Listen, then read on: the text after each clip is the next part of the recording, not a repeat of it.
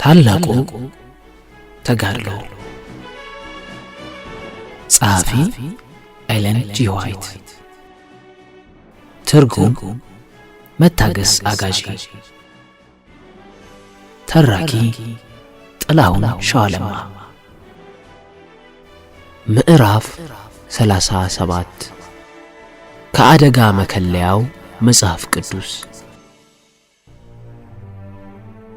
ወደ ሕግና ወደ ምስክር ሂዱ እንዲህ ያለውንም ቃል ባይናገሩ ንጋት አይበራላቸው ወይም በውስጣቸው ብርሃን የላቸው ይላል ኢሳይያስ ምዕራፍ 8 ቁጥር 20 ከሐሰተኛ መምህራንና ከጨለማ መናፍስት አሳሳች ኃይል ተጽዕኖ መከለያቸው ይሆን ዘንድ የእግዚአብሔር ሕዝቦች ወደ መጽሐፍ ቅዱስ ተመርተዋል።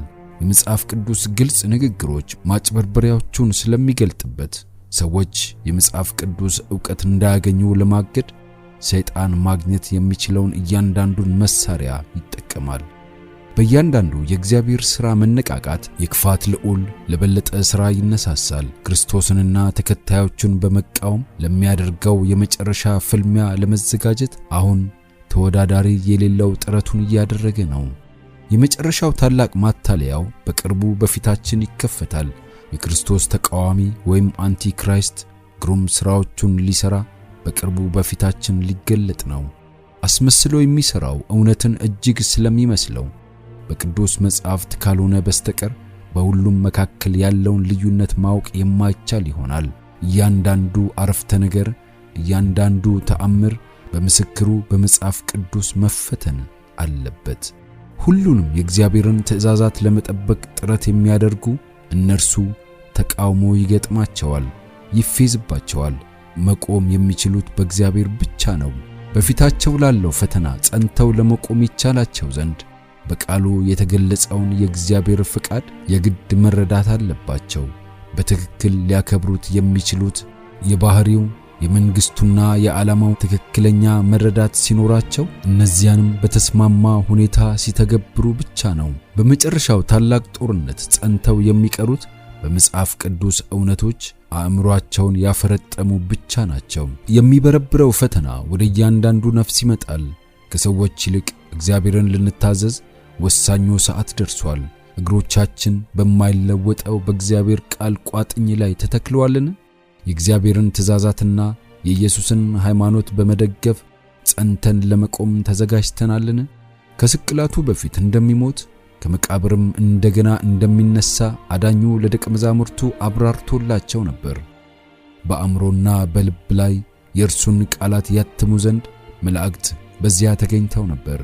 ነገር ግን ደቀ መዛሙርቱ ሲጠብቁት የነበረው ከሮም ቀንበር ምድራዊ ነፃ መውጣት ነበርና የተስፋቸው ሁሉ ማዕከል የሆነው እርሱ በአሳፋሪ ሞት ይሞታል የሚለው ሐሳብ ይኖር ዘንድ መታገስ አልተቻላቸውም። ማስታወስ የነበረባቸው ቃላት ከአእምሮአቸው ጠፋ። ፈተና ሲደርስም ሳይዘጋጁ አገኛቸው። ልክ አስቀድሞ ያላስጠነቀቃቸው ይመስል የኢየሱስ ሞት ተስፋዎቻቸውን በሙሉ አንኮታኮተባቸው። በክርስቶስ ቃላት ለደቀ መዛሙርቱ በግልጽ እንደተከፈቱላቸው ሁሉ ለኛም የወደፊቱ በትንቢታት ውስጥ ተከፍቶልናል። ከምሕረት ጊዜ መዘጊያ እንዲሁም ለመከራ ጊዜ ከሚደረግ የዝግጅት ሥራ ጋር የተያያዙት ክስተቶች በግልጽ ቀርበዋል። እልፍ አላፋት ግን ለነዚህ አስፈላጊ እውነቶች ያላቸው መረዳት ወይም እውነቶቹ ፈጽመው ባይገለጹ ኖሮ ከሚኖራቸው ማስተዋል የተሻለ አይደለም። ድነትን ያውቁ ዘንድ አስተዋዮች ሊያደርጋቸው የሚችለውን እያንዳንዱን አሻራ ለመንጠቅ ሰይጣን ይከታተላቸዋል። የመከራ ጊዜም ሳይዘጋጁ ያገኛቸዋል። እጅግ አስፈላጊ ከመሆናቸው የተነሳ በሰማይ መካከል የሚበሩ ቅዱሳን መላእክት እንዲወከሉ ያደረጋቸውን ማስጠንቀቂያዎች እግዚአብሔር ወደ ሰዎች ሲልክ የማመዛዘን ኃይል የተቸረው እያንዳንዱ ሰው መልእክቱን እንዲሰማ ይጠበቅበታል።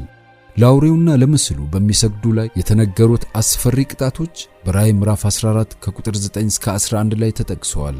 የአውሬው ምልክት ምን እንደሆነ ይማሩ ዘንድ እርሱንም ላለመቀበል ምን ማድረግ እንዳለባቸው ይገነዘቡ ዘንድ ሁሉንም ሰው ትንቢታት በትጋት ወደ ማጥናት ሊመሯቸው ይገባቸዋል። አብዛኛው ሕዝብ ግን እውነትን ከመስማት ጆሮውን ይመልሳል፣ ወደ ተረትም ዘወር ይላል።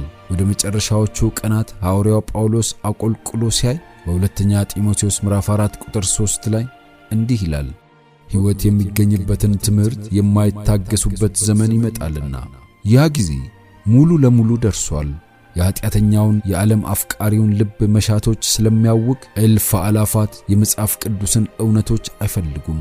ሰይጣንም የሚያፈቅሯቸውን ማታለያዎች ያቀርብላቸዋል። ነገር ግን የታድሶች ሁሉ መሠረት የአስተምሮች ሁሉ ደረጃ መከለያ አድርጎ መጽሐፍ ቅዱስንና መጽሐፍ ቅዱስን ብቻ የሚጠብቅ ሕዝብ እግዚአብሔር በምድር ይኖረዋል።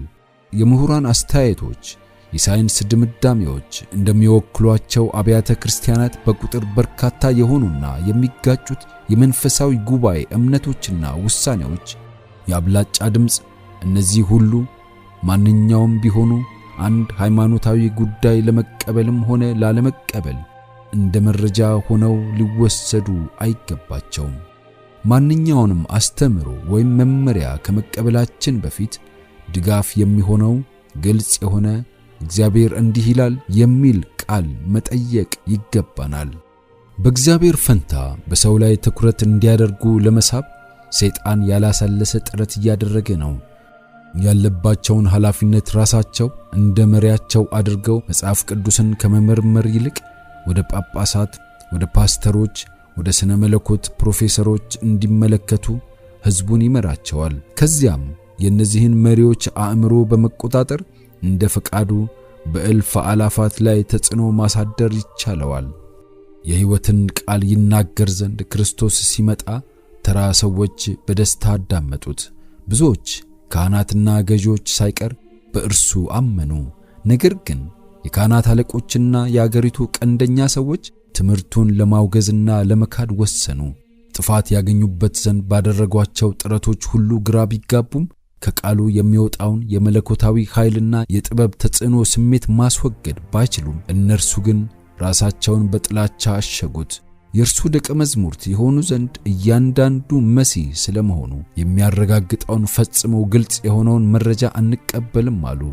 እነዚህ የኢየሱስ ተቃዋሚዎች ሕዝቡ ገና ከጨቅላነቱ ጀምሮ እንዲያከብራቸው የተማረ ለስልጣናቸውም ያለምንም ጥያቄ የማጎብደድ ልምድ ያለው ሰዎች ነበሩ። አለቆቻችንና ጻፎቻችን በኢየሱስ የማያምኑት እንዴት ነው? ክርስቶስ ቢሆን ኖሮ እነዚህ ጻድቃን ሰዎች አይቀበሉትም ነበርን? አሉ የአይሁድ ሕዝብ። ተበዢያቸውን አንቀበልም እንዲሉ ያደረጋቸው የእንደዚህ አይነት መምህራን ተጽዕኖ ነበር። እነዚያን ካህናትና አለቆች ያነሳሳው መንፈስ ሃይማኖተኛነትን እንደ ትልቅ ሙያ በሚቆጥሩ ብዙዎች ዘንድ አሁንም ይንጸባረቃል። ለዚህ ዘመን የተሰጡትን የተለዩ እውነቶች በተመለከተ የመጽሐፍ ቅዱስን ምስክርነት ለመመርመር እምቢ ይላሉ። ወደ ቁጥራቸው ብዛት ሐሰትና ተወዳጅነት እየጠቆሙ የእውነት ደጋፊዎችን ጥቂቶች ድሆችና በብዙሃን ዘንድ የማይወደዱ ከዓለም የነጠላቸውን እምነት የያዙ አድርገው በንቀት ይመለከቷቸዋል። በጻፎችና በፈሪሳውያን ዘንድ የነበረው ከመጠን ያለፈ ሥልጣን ባለቤት መሆን በአይሁዳውያን መበተን እንደማያበቃ ክርስቶስ ቀደም ብሎ ተገንዝቦ ነበር። በዘመናት ሁሉ ለቤተ ክርስቲያን እጅግ አሰቃቂ መርገም የሆነው ሕሊናን ይገዛ ወይም ይቆጣጠር ዘንድ የሰብአዊ ፍጡርን ሥልጣን ከፍ የማድረግ ሥራ ትንቢታዊ እይታ እርሱ ነበረው። በጻፎችና በፈሪሳውያን የሰነዘረው አስፈሪ ውግዘቶችና እነዚህን እውር መሪዎች እንዳይከተሉ ሕዝቡን ያስጠነቀቀበት ንግግሮቹ በጽሑፍ የሰፈሩት ለወደፊት ትውልዶች ተግሳጽ የሆኑ ዘንድ ነበር። የሮማዊት ቤተ ክርስቲያን ለመሪዎቿ መጽሐፍ ቅዱስን የመተርጎምን መብት ተጠብቅላቸዋለች። ሃይማኖታዊ መሪዎች ብቻ ናቸው የእግዚአብሔርን ቃል ለማብራራት ብቃት ያላቸው በሚለው መሠረተ ሐሳብ በመደገፍ ቃሉ ከተራው ሕዝብ ይታገዳል። ታድሶ መጽሐፍ ቅዱስን ለሁሉም ሲሰጥም በሮም ተጠብቆ የኖረው ያው ራሱ መርህ በፕሮቴስታንት አብያተ ክርስቲያናት ያሉትን እልፍ አላፋት መጽሐፍ ቅዱስን ለራሳቸው እንዳይመረምሩ ያግዳቸዋል። እንደ ቤተ ክርስቲያኗ አቋም የተተረጎሙትን የመጽሐፍ ቅዱስ ትምህርቶች እንዲቀበሉ ይማራሉ። መጽሐፍ ቅዱስ ውስጥ ፍንትው ብሎ የተገለጸ ቢሆንም ከእምነታቸው ጋር የሚቃረን ወይም የኖረውን የቤተ ክርስቲያናቸውን ትምህርት የሚጻረር ከሆነ ምንም ነገር ላለመቀበል የማይዳዳቸው በሺዎች የሚቆጠሩ አሉ። መጽሐፍ ቅዱስ ስለ ሐሰተኛ መምህራን በማስጠንቀቂያ የተሞላ ቢሆንም እንኳን ነፍሳቸውን ለሃይማኖት መሪዎች ጥበቃ በአደራ ለመስጠት ብዙዎች የተዘጋጁ ናቸው። ዛሬ ለያዟቸው የእምነት አቋሞች እንደዚያ እንዲያደርጉ በሃይማኖታዊ መሪዎቻቸው እንደታዘዙ ከመናገር በቀር ሌላ ምንም ምክንያት ማቅረብ የማይችሉ ሃይማኖተኞች ነን የሚሉ በሺዎች የሚቆጠሩ ሰዎች አሉ። የአዳኙን ትምህርቶች ትኩረት ሳይሰጡ ያልፋቸውና በአገልጋዮች ቃላት ላይ የማያወላውል መታመን ያደርጋሉ። ነገር ግን አገልጋዮች ስህተት መስራት የማይቻላቸው ናቸውን? ብርሃን ተሸካሚ መሆናቸውን ከእግዚአብሔር ቃል ካላረጋገጥን በስተቀር የእነርሱን ምሪት አምነን እንዴት ነፍሳችንን እንስጣቸው? ዓለም ከሚነጉድበት መንገድ ገለል ለማለት የሚያስችል የግብረ ገብነት ድፍረት አለመኖር የተማሩ ሰዎችን ዱካ እንዲከተሉ ብዙዎችን ይመራቸዋል። ለራሳቸው ለመመርመር ባላቸው ቸልተኝነትም ተስፋ በሚያስቆርጥ መልኩ በስህተት ሰንሰለት እየተጠፈሩ ናቸው። ለዚህ ዘመን የሚሆነው እውነት በመጽሐፍ ቅዱስ አማካኝነት ወደ እይታ በግልጽ እንደሚመጣ ያስተውላሉ። በአዋጆቹም ላይ የቅዱስ መንፈስ ኃይል መገኘት እንዳለ ይሰማቸዋል። ሆኖም የቤተ ክርስቲያን ሹማምንት ተቃውሞ ከብርሃኑ ዘውር እንዲያደርጋቸው ይፈቅዳሉ። ምክንያትና ሕሊና ያመኑ ቢሆኑም እነዚህ የተሞኙ ነፍሳት ከአገልጋዩ የተለየ ነገር ማሰብን አይሞክሯትም። ግላዊ ሚዛናቸው፣ ዘላለማዊ ፍላጎቶቻቸው ለሌላው እምነት የለሽነት፣ ኩራትና ጥላቻ ይሰዋሉ። ሰይጣን ምርኮኞቹን ለመጠፈር በሰው ተጽዕኖ በኩል የሚሰራባቸው መንገዶች በርካታ ናቸው። የክርስቶስ መስቀል ጠላቶች ከሆኑት ጋር በሐር የፍቅር ገመድ በማቆራኘት ሰይጣን እልፍ አላፋትን የራሱ ያደርጋቸዋል። ቁርኝቱ ምንም አይነት ቢሆን የወላጅ የልጅ የጋብቻ ወይም የወዳጅነት ቢሆን ተጽዕኖ ተመሳሳይ ነው። የእውነት ጨቋኞች ሕሊናን ለመቆጣጠር ኃይላቸውን ይጠቀማሉ። በቁጥጥራቸው ስር ያሉ ነፍሳትም የራሳቸው ሕሊና የሚያምንበትን ለመታዘዝ በቂ ወኔ ወይም ግላዊ ነጻነት የላቸውም። እውነትና የእግዚአብሔር ክብር የሚነጣጠሉ አይደሉም። መጽሐፍ ቅዱስን ማግኘት እየቻልን በተሳሳቱ አመለካከቶች እግዚአብሔርን እናከብረው ዘንድ አይቻልንም። ሕይወቱ ጻድቅ ትክክለኛ እስከሆነ ድረስ አንድ ሰው የሚያምነው ምንም ቢሆን ችግር የለውም ይላሉ ብዙዎች። ሕይወት ግን ቅርጽ የሚያወጣለት በእምነት ነው። ብርሃንና እውነት መድረስ የምንችልባቸው ሆነው ያንን የመስማትና የማየት ዕድል እናጎለብት ዘንድ ቸል ብንል ልክ እንዳልተቀበልነው ይቆጠራል። ከብርሃን ይልቅ ጨለማን እየመረጥን ነው። ለሰው ቅን የምትመስል መንገድ አለች፣ ፍጻሜዋ ግን የሞት መንገድ ነው። ምሳሌ 16:25 የእግዚአብሔርን ፍቃድ ለማወቅ የሚያስችል ሁሉም ዕድል እያለ ድንቁርና ለስህተት ወይም ለኃጢአት ማሳሰቢያ ምክንያት አይሆነንም። አንድ ሰው በጉዞ ላይ እያለ ወደ ብዙ አቅጣጫ የሚመሩ መንገዶች ወዳሉበት ያንዳንዱ መንገድ ወዴት እንደሚወስድ የሚጠቁም ሰሌዳ ወዳለበት ስፍራ ቢደርስና አቅጣጫ ጠቋሚውን ሰሌዳ ቸል ብሎ ትክክል የመሰለውን መንገድ ቢመርጥ ምኑንም ያህል እጅግ ቅን ቢሆን በተሳሳተ መንገድ ላይ ራሱን የማግኘቱ ዕድል እጅግ የሰፋ ነው። ከትምህርቶቹ ጋር እንተዋወቅ ዘንድ እርሱ ከእኛ ምን እንደሚፈልግም ለራሳችን እናውቅ ዘንድ እግዚአብሔር ቃሉን ሰጠን። በሉቃስ 10:25-26 ላይ እንደተጠቀሰው የሕጉ ሰው የዘላለምን ሕይወት ወርስ ዘንድ ምን ላድርግ በሚለው ጥያቄ ወደ ኢየሱስ ሲመጣ በሕግ የተጻፈው ምንድነው? እንዴትስ ታነበዋለህ? በማለት ወደ መጽሐፍ ቅዱስ መራው። የዚያ ሕግ የመመሪያዎቹና መጠይቆቹ ሁሉ የታመነ አቅርቦት በእጃቸው ውስጥ ስላለ ድንቁርና ለወጣትም ሆነ ለዕድሜ ባለጸጋው ማሳሰቢያ ሊሆን ወይም የእግዚአብሔርን ሕግ ለሚጥሱ ከተዘጋጀው ቅጣት ሊያስመልጣቸው አይችልም። መልካም አመለካከት መኖሩ በቂ አይደለም። አንድ ሰው ትክክል የመሰለውን ወይም አገልጋዩ ትክክል ነው ብሎ የነገረውን ማድረጉ በቂ አይደለም። የነፍሱ መቤዠት አደጋ ላይ ነውና መጽሐፍ ቅዱስን ራሱ መመርመር አለበት። እምነቶቹ ምንም ያክል ጠንካራ ቢሆኑ አገልጋዩ እውነት ምን እንደሆነ እንደማያውቅ ምንም ያህል መተማመን ቢኖረው ይህ የእርሱ መሰረት አይደለም። ወደ ሰማይ የሚያደርገውን ጉዞ እያንዳንዱን አቅጣጫ የሚጠቁም ካርታ አለው። ምንም ነገር ላይ መገመት አያስፈልገውም። እውነት ምን እንደሆነ ከመጽሐፍ ቅዱስ ይማር ዘንድ በብርሃኑም ይመላለስ ዘንድ ምሳሌውንም እንዲከተሉ ሌሎችን ያበረታታ ዘንድ የእያንዳንዱ አመዛዛኝ ፍጡር ተቀዳሚና ተወዳዳሪ የሌለው ኃላፊነቱ ነው። ጥቅስን ከጥቅስ እያነጻጸርን እያንዳንዱን ሐሳብ እየመዘንን ቀን በቀን መጽሐፍ ቅዱስን በትጋት ማጥናት አለብን። በመለኮት እርዳታ አመለካከቶችን ለራሳችን ማበጀት አለብን። በእግዚአብሔር ፊት መመለስ የሚኖርብን ስለ ራሳችን ነውና። መጽሐፍ ቅዱስ በተጻፈበት ቋንቋ ሊስተዋል የማይችል ረቂቅ ምስጢራዊና መንፈሳዊ ትርጉም እንዳለው በሚያስተምሩት ታላቅ ጥበብ እንዳላቸው በሚያስመስሉ ምሁራን ምክንያት መጽሐፍ ቅዱስ ውስጥ ፍንትው ብለው የተገለጡት እውነቶች በጥርጣሬና በጽልመት እንዲወሳሰቡ ሆነዋል። እነዚህ ሰዎች ሐሰተኛ መምህራን ናቸው። ኢየሱስ መጽሐፍትንና እግዚአብሔርን አታውቁምና ብሎ የተናገረው ለእንደዚህ አይነት መደቦች ነው። ምሳሌ ወይም ምልክት ጥቅም ላይ ካልዋለ በስተቀር የመጽሐፍ ቅዱስ ቋንቋ በግልጽ እንደተቀመጠው እንደዚያው ትርጉሙም መብራራት አለበት። ፈቃዱን ሊያደርግ የሚወድ ቢኖር እርሱ ይህ ትምህርት ከእግዚአብሔር ቢሆን ወይም እኔ ከራሴ የምናገር ብሆን ያውቃል በማለት ተስፋውን ሰጥቷል።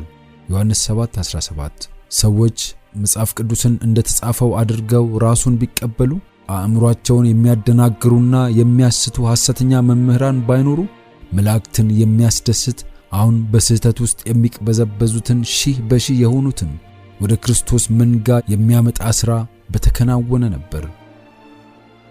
ሟች ፍጡር እስከሚችልበት አቅም ጥግ ድረስ እግዚአብሔርን ጥልቅ ነገሮች እንረዳ ዘንድ የአእምሮን ኃይላት ሁሉ ለመጽሐፍ ቅዱስ ጥናት ማዋል፣ ለመረዳት ችሎታችንም የማስተዋልን ኃላፊነት መስጠት ይገባናል። ሆኖም የሕፃን ታዛዥነትና ተሸናፊነት የተማረው እውነተኛ መንፈስ እንደሆነ መዘንጋት የለብንም። ከመጽሐፍ ቅዱስ ውስጥ ከባድ የሆኑ ነገሮችን፣ የፍልስፍናዊ እክሎችን ለመፍታት የምንታገልባቸው አይነት ዘዴዎች በመጠቀም ፈጽሞ መረዳት አይቻልም። አያሌ ሰዎች የሳይንስን ክፍለ ወሰን ለማጥናት በሚገቡበት አይነት በራስ በመደገፍ መጽሐፍ ቅዱስን ማጥናት የለብንም። በጸሎት በተሞላ አምላካዊ ድጋፍ ፍቃዱንም ለመማር በእውነተኛ መሻት እንጂ ከታላቁ እኔ ነኝ ወይም አም ዕውቀት እናገኝ ዘንድ ትሑትና መማር የሚችል መንፈስ ይዘን መምጣት አለብን። ያለበለዚያ ክፉ መላእክት አእምሮአችንን ያሳውሯቸውና ልቦቻችንንም ያደነድኗቸውና በእውነቱ መመሰጥ ሳይሆንልን ይቀራል። የተማሩ ሰዎች ምስጢራዊ ናቸው የሚሏቸው ወይም አስፈላጊ አይደሉም ብለው የሚያልፏቸው ብዙ የመጽሐፍ ቅዱስ ክፍሎች በክርስቶስ ትምህርት ቤት ለተማረ ለእርሱ በማጽናኛና በምሬት የተሞሉ ናቸው።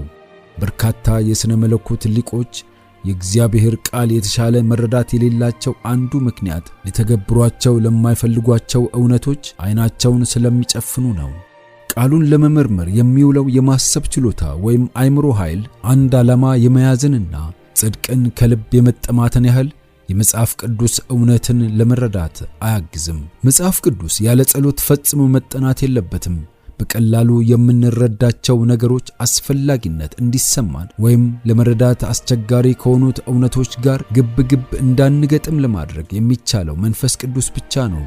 በውበቱ እንማረክ ዘንድ፣ ማስጠንቀቂያው እንገሰጽ ዘንድ ወይም በተስፋዎቹ ሕይወት ይዘራብንና እንጠነክር ዘንድ ልብ የእግዚአብሔርን ቃል እንዲያስተውል የማዘጋጀት ሥራ የሰማያዊ መላእክት ኃላፊነት ነው። የመዝሙረኛውን ተጽዕኖ የራሳችን ልናደርገው ይገባናል። ዓይኖቼን ክፈት ከሕግህም ተአምራትን አያለሁ። መዝሙር 119:18። አብዛኛውን ጊዜ ፈተናዎች መቋቋም የማይቻሉ ይመስላሉ። ምክንያቱም ጸሎትንና የመጽሐፍ ቅዱስ ጥናትን ቸል በማለቱ ተፈታኙ ሰው የእግዚአብሔርን ተስፋዎች ወዲያውኑ አስታውሶ በመጽሐፍ ቅዱስ መሳሪያዎች ሰይጣንን መፋለም ስለማይችል ነው። በመለኮታዊ ነገሮች ለመማር ፈቃደኛ በሆኑት በእነርሱ ግን መላእክት በዙሪያቸው ናቸው። እጅግ አስፈላጊ በሆነው ሰዓትም አስፈላጊ የሆኑትን ለዛ ጊዜ ገጣሚ የሆኑትን እውነቶች እንዲያስታውሱ ያደርጋቸዋል። ስለዚህም ጠላት እንደ ጽኑ ፈሳሽ ሲመጣ የእግዚአብሔር መንፈስ በእርሱ ላይ ምልክቱን ያነሳበታል። ኢሳይያስ 59:19። ኢየሱስ ለደቀ መዛሙርቱ ተስፋ ሲሰጥ እንዲህ አላቸው፣ አብ በስሜ የሚልከው ግን መንፈስ ቅዱስ የሆነው አጽናኝ እርሱ ሁሉን ያስተምራችኋል፣ እኔም የነገርኳችሁን ሁሉ ያሳስባችኋል። ዮሐንስ 14:25። በአደጋ ጊዜ የእግዚአብሔር መንፈስ እንዲያስታውሰን የክርስቶስ ትምህርቶች አስቀድመው በአእምሮ ውስጥ መቀመጥ ወይም መጠራቀም አለባቸው። አንተን እንዳልበድል አለ ዳዊት፣ ቃልህን በልቤ ሰወሩ። መዝሙር 119:11። ለዘላለማዊ ፍላጎቶቻቸው ዋጋ የሚሰጡ ሁሉ የጥርጥርን ጣልቃ ገብነት ለመከላከል በተጠንቀቅ መሆን አለባቸው። የእውነት ምሰሶዎች ኃይለኛ ጥቃት ይደርስባቸዋል። ከዘመናዊ ክህደት፣ የአሽሙርና የውሸት ክርክር ሳይታወቅ ውስጡን ከሚበላ ቸነፈራዊ ትምህርት መዳረሻ ውጪ መሆን ፈጽሞ የሚቻል አይደለም። ሰይጣን ፈተናዎቹን ለሁሉም መደቦች እንዲስማማ ያደርጋቸዋል። በሁሉም ወገን በተመሳሳይ ሁኔታ በተሰላ አካሄድ አለመተማመንን ወይም በመጽሐፍ ቅዱስ ላይ ንቀትን ለማነሳሳት ያልተማረውን በፌዝና በንቀት ሲያጠቃ፣ የተማረውን ደግሞ በሳይንሳዊ ተቃውሞዎችና በፍልስፍና አመክንዮዎች ይገናኛቸዋል። እዚህ ግባ የማይባል ልምድ ያላቸው ወጣቶች እንኳን መሰረታዊ የሕክምና መርሆችን በተመለከተ የጥርጥር አግባባዊ አነጋገር ለመሰንዘር ይዳዳቸዋል። ይህ የወጣት ክህደት ጥልቀት የሌለው ቢሆንም ተጽዕኖ አለው። በዚህም ምክንያት ብዙዎች በአባቶቻቸው እምነት ላይ እንዲቀልዱ፣ በጸጋ መንፈስ ላይም ንቀት እንዲፈጽሙ ይመራሉ። ለእግዚአብሔር ክብር፣ ለዓለም ደግሞ በረከት ይሆናሉ ተብለው ተስፋ የተጣለባቸው ብዙ ነፍሳት በክህደት የሚሸት ትንፋሽ ወግ ተመተዋል። በሰብአዊ አመክንዮ ኩራተኛ ውሳኔዎች ላይ የሚተማመኑ መለኮታዊ ምስጢራትን መተንተን እንደሚችሉና ያለ እግዚአብሔር ጥበብ እርዳታ እውነት ላይ እንደርሳለን ብለው የሚያልሙ እነርሱ በሰይጣን ወጥመድ የተተበተቡ ናቸው። ያለነው በዚህ ዓለም ታሪክ እጅግ ከባድ በሚባለው ዘመን ውስጥ ነው። እየተገለገለ ያለው የዓለም እልፍ አላፋት መዳረሻ ሊወሰን ነው። የራሳችን የወደፊቱ ደህንነት፣ የሌሎች ነፍሳት ድነት ጭምር አሁን በምንራመደው መንገድ የሚወሰን ነው። በእውነት መንፈስ መመራት ያስፈልገናል። እያንዳንዱ የክርስቶስ ተከታይ ጌታ ሆይ ምን አደርግ ዘንድ ትወዳለህ ብሎ መጠየቅ አለበት። በጾምና በምልጃ በተለይም በፍርዱ ትዕይንት ላይ በሚያተኩረው ቃሉ ላይ እየተመሰጠን በእግዚአብሔር ፊት ራሳችንን ማዋረድ ያስፈልገናል። በእግዚአብሔር ነገሮች ላይ ጥልቅና ሕያው የሆነ ልምምድ አሁን መሻት ይገባናል። የምናባክነው አንድ ሰከንድ እንኳን የለንም። እጅግ አስፈላጊ የሆኑ ክስተቶች በዙሪያችን እየተከናወኑ ነው። በሰይጣን የድግምት ምድር ላይ ነን። የእግዚአብሔር ሕዝቦች ሆይ አትተኙ። ጠላት በአቅራቢያው አድፍጦ እያደባ ነው። ግዴለሽና የምታንቀላፉ ከሆናችሁ በማንኛውም ጊዜ ተዘጋጅቶ ተስፈንጥሮ ሊከመርባችሁ መብሉ ሊያደርጋችሁ ጠላት በአቅራቢያችሁ አድፍጦ እያደባ ነው። በእግዚአብሔር ፊት ስላሉበት ትክክለኛ ሁኔታ ብዙዎች ተታለዋል። ያደርጓቸው ዘንድ ቸል ያሏቸውን፣ ያከናውኗቸው ዘንድ እግዚአብሔር የሚፈልግባቸውን መልካምና የተከበሩ ተግባራት መቁጠር ረስተው ስላልፈጸሟቸው የስህተት ተግባራት ራሳቸውን እንኳን ደስ ያለህ ይላሉ። በእግዚአብሔር የአትክልት ስፍራ ዛፎች መሆናቸው በቂ አይደለም። ፍሬ ለማፍራት ለሚጠበቅባቸው መልስ መስጠት ይኖርባቸዋል። ጸጋው ያበረታቸው ያከናውኗቸው ዘንድ ይቻላቸው ስለነበሩት ነገር ግን ስላደረጓቸው መልካም ነገሮች ሁሉ ተጠያቂ ያደርጋቸዋል።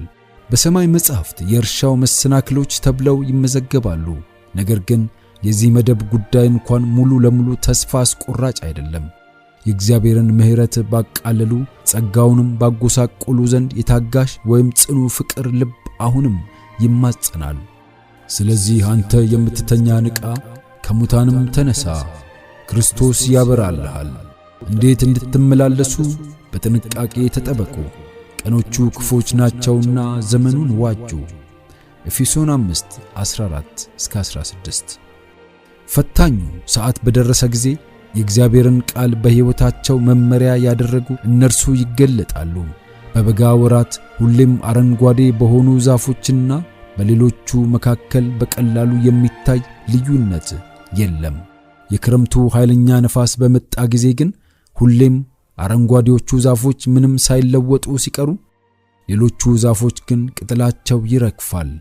እንደዚሁም ሐሰተኛ ልብ ያለው አማኝ አሁን ከትክክለኛው ክርስቲያን አይለይ ይሆናል።